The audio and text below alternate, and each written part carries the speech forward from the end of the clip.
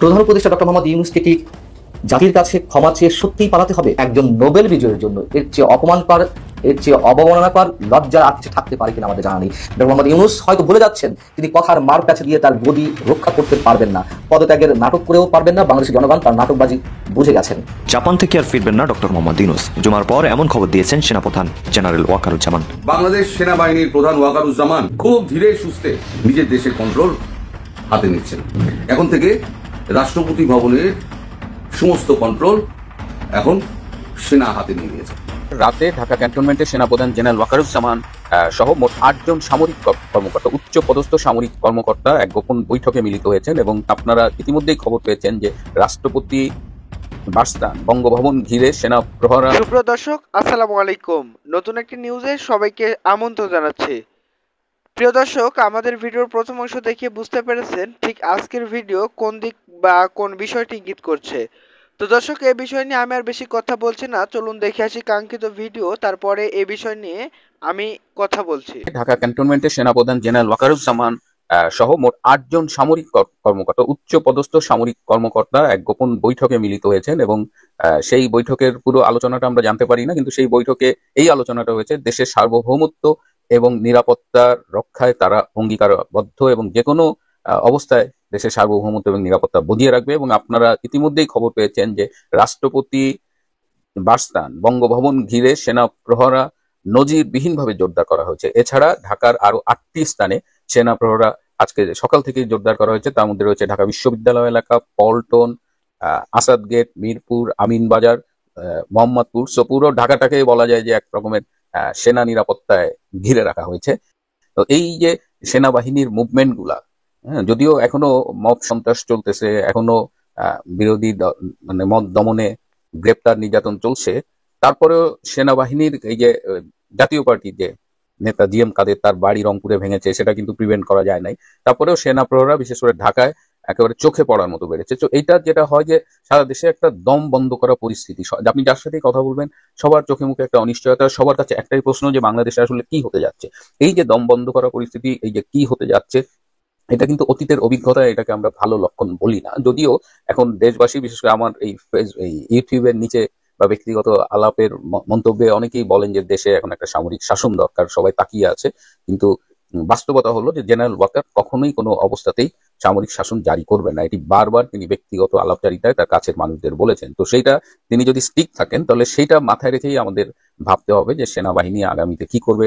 বা আবারও সেই আমি কাউকে এখন আর সন্দেহের ঊর্ধ্বে রাখতে পারি না যে সেনাবাহিনীকে আসলেই এগুলো কি আইওয়াশ করতেছে, এগুলো কি তাদের খেলা, এরাও কি ডক্টর ইউনূসের সাথে আসলে গোপনে জোটবদ্ধ, জামাত কেন বারবার সেনাপ্রধানের কাছে ছুটে যায়। সো এই জায়গাগুলো নিয়ে কিন্তু একটা কনফিউশন আছে।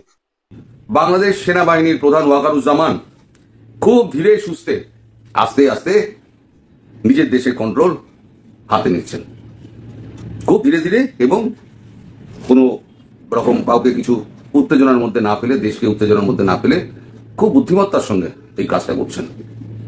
এখন থেকে রাষ্ট্রপতি ভবনের সমস্ত কন্ট্রোল এখন সেনা হাতে নিয়ে নিয়েছে।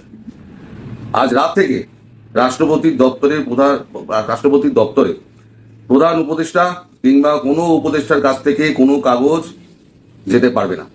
রাষ্ট্রপতির ওখানে কোনো উপদেষ্টা কিংবা প্রধান উপদেষ্টার দপ্তরের কোনো ব্যক্তিও সেনাবাহিনীর অনুমতি ছাড়া রাষ্ট্রপতি ভবনে যেতে পারবে না। এটা সেনাপ্রধান কেন করলেন? এই যে ভেতরে ভেতরে এরা একটা চক্রান্ত করছে না, যে কোনোভাবে রাষ্ট্রপতিকে দিয়ে পদত্যাগ সই করিয়ে রাষ্ট্রপতিকে উৎখাত করো এবং সঙ্গে সঙ্গে সেনাপ্রধানকে উৎখাত করো। সেনাপ্রধান সেই পথটা মেরে দিলেন। এই সমস্ত উপদেষ্টাদের টাইট দেওয়ার জন্য তিনি একেবারে ছক কষে এগোচ্ছেন। অর্থাৎ রাষ্ট্রপতি ভবনে ঢোকা তো দূরের কথা, রাষ্ট্রপতি ভবনে একটা কেউ ফোনও করতে পারবে না, সে ব্যবস্থাও করে দিয়েছে সেনাবাহিনী। এবার কথা হচ্ছে সেনাবাহিনী এই জিনিসটা করলো কেন? করলো এই কারণে যে এই যে আপনাদের রাষ্ট্র উপদেষ্টা প্রধান যখন দেশে ফিরবেন, দেশে ফিরে ওই টাকা পয়সার গল্প টল্প একদম মানে উজ্জ্বল একটা ভবিষ্যতে 2045 সালে উজ্জ্বল একটা ভবিষ্যতের স্বপ্ন দেখাবেন, দেখিয়ে জনগণকে বলবেন এই সরকারের হাতে আরো ক্ষমতা চাই, এই সরকারকে পূর্ণ স্বাধীনতার সঙ্গে কাজ না করতে দিলে তাহলে এই সরকার আর কাজ করতে বাধাগ্রস্ত হচ্ছে। সেটা হচ্ছে এই বর্তমান যে সংবিধান চলছে সেই সংবিধানের কারণে। অতএব সংবিধান যদি চেঞ্জ করতে হয় তাহলে রাষ্ট্রপতিকে পদত্যাগ করতে হবে। সেখানে রাষ্ট্রপতি হিসেবে বসবেন আমাদের ডক্টর মোহাম্মদ ইউনূস। তার তো স্বপ্ন, আকাঙ্ক্ষা, উচ্চাকাঙ্ক্ষা, তার তো নির্লজ্জতার সীমা নেই। এই বয়সেও তিনি উচ্চাভিলাষী। তো তার উচ্চাভিলাষের পথে প্রধান কাঁটা হিসেবে যে দুজন রয়েছে সংসদীয় ব্যক্তি হিসেবে, এক হচ্ছেন রাষ্ট্রপতি, দুই হচ্ছেন সেনাপ্রধান। তাহলে এই দুজনকে না সরাতে পারলে তার ওই স্বপ্ন সফল হবে না। তিনি প্রাণত্যাগ করবেন, পদত্যাগ করবেন না। আর পদত্যাগ কি করে করাতে হয় সেটা ভারত খুব ভালো করে জানি। ইউনূসকে ভারতবর্ষ সহ্য করতে পারছে না। যে কোনো দিন ইউনূসের উইকেটটি যাবে এবং যেটা করবেন সেটা হচ্ছে সেনাপ্রধান ওয়াকারুজ্জামান। প্রধান উপদেষ্টা ডক্টর মোহাম্মদ ইউনূসকে কি জাতির কাছে ক্ষমা চেয়ে সত্যিই পালাতে হবে? এতদিন এ ধরনের কথাবার্তা, এ ধরনের ফোরকাস্টিং কেউ চায়ের টেবিলে, ঘরোয়া আলোচনায় কিংবা খুব বেশি টক শোতে খুব বেশি ক্ষুব্ধ হয়ে কেউ উচ্চারণ করছিলেন। এখন রীতিমতো রাজনৈতিক দলগুলো হুঙ্কার ছাড়ছে, হুঁশিয়ার উচ্চারণ করছে এবং তারা যে ভাষা প্রয়োগ করছে বাধ্য হয়ে, তাতে করে একজন নোবেল বিজয়ীর জন্য এর চেয়ে অপমানকর, এর চেয়ে অবমাননাকর, লজ্জার আর কিছু থাকতে পারে কিনা আমাদের জানা নেই। তিনি নিজে কতটা এগুলো উপলব্ধি করছেন আমরা জানি না, উপলব্ধি করলে কতটা করছেন তাও জানি না। 12 দলীয় জোট আনুষ্ঠানিকভাবে বিবৃতি দিয়ে তাকে মিথ্যাবাদী বলে উচ্চারণ করেছে। তারা বলছে যে ডক্টর মোহাম্মদ ইউনূস জাপানের নিক্কেই ফোরামে অংশ নিতে গিয়ে একটি অধিবেশনে যে উচ্চারণ করলেন যে একটিমাত্র দল ডিসেম্বরের মধ্যে নির্বাচন চাই, তা তাহা মিথ্যা এবং তিনি রীতিমতো নাটক করে চলেছেন একের পর এক। তারা বলছে যে একটিমাত্র বা দু একটি মৌলবাদী রাজনৈতিক দল ছাড়া দেশে আর সব গণতান্ত্রিক দল ডিসেম্বরের মধ্যে নির্বাচন চায়। এবং আমরা তো জানি জাতীয় নাগরিক পার্টি, তার আশীর্বাদ পুষ্ট দল এনসিপি এবং আর দু একটি মৌলবাদী দল ছাড়া আর সবাই তো আসলে নির্বাচন চায় ডিসেম্বরের মধ্যে। এবং 12 দলীয় জোট যে বিবৃতি দিয়েছে একেবারেই সত্য কথা, তার সাথে তো মৌলবাদী দল ছাড়া আর কেউ নেই। জাতীয় নাগরিক পার্টি তারা নিজেরাও মুক্তিযুদ্ধকে মনে প্রাণে স্বীকার করে না। গণমাধ্যমে পাঠানো এক বিবৃতিতে 12 দলীয় জোটের নেতারা কি বলছেন আমরা ব্যাখ্যার প্রয়োজন নেই, শুধু তাদের কথাগুলোর অংশ বিশেষ আপনাদের সামনে উচ্চারণ করি, একটু বলি, বুঝতে পারবেন যে কোথায় ডক্টর মোহাম্মদ ইউনূস নিজেকে নামিয়ে আনছেন, ক্ষমতার মোহে অথবা পশ্চিমাদের এজেন্ডা বাস্তবায়নের জন্য অথবা ভিন্ন কোনো উদ্দেশ্যে, যে উদ্দেশ্য বাংলাদেশের জন্য খুবই ভয়ঙ্কর।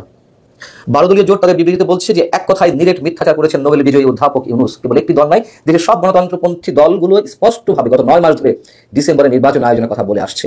বরং তিনি নিজেই কিছু মৌলবাদী, জনসমর্থনহীন, মুক্তিযুদ্ধ বিরোধী রাজনৈতিক দলকে পাশে নিয়ে নির্বাচনের প্রশ্নটিকে বিলম্বিত করার চেষ্টা করছেন। ডক্টর মোহাম্মদ ইউনূস হয়তো ভুলে যাচ্ছেন তিনি কথার মার কাছে দিয়ে তার গদি রক্ষা করতে পারবেন না, পদত্যাগের নাটক করেও পারবেন না। বাংলাদেশের জনগণ তার নাটকবাজি বুঝে গেছেন। এর মধ্যে কোথাও কি একটা শব্দ মিথ্যা আছে 12 দলীয় জোটের বিবৃতিতে? এখানে বলা হচ্ছে বাংলাদেশের মানুষ 1971 সালে, 1990 সালে এমনকি। তো দর্শক, এই ছিল আজকের ভিডিও। আশা করছি সম্পূর্ণ ভিডিও দেখেছেন। দর্শক, আসলে সম্পূর্ণ ভিডিও দেখে বুঝতে পেরেছেন আসলে কোন দিক কোন বিষয়টি ইঙ্গিত করছে। দর্শক, আপনাদের সামনে কিন্তু আমরা বেশ কয়েকটি গুরুত্বপূর্ণ নিউজ অর্থাৎ ভিডিও কিন্তু দেখিয়েছি। দর্শক, আমাদের ভিডিও সম্পর্কে আপনার মূল্যবান মতামত অবশ্যই কমেন্টস করে জানিয়ে দিন। নতুন হলে অবশ্যই সাবস্ক্রাইব করে আমাদের পাশে থাকুন। দেখা হচ্ছে নতুন কোনো ভিডিওতে। সে পর্যন্ত সবাই ভালো থাকবেন, সুস্থ থাকবেন। আল্লাহ হাফেজ।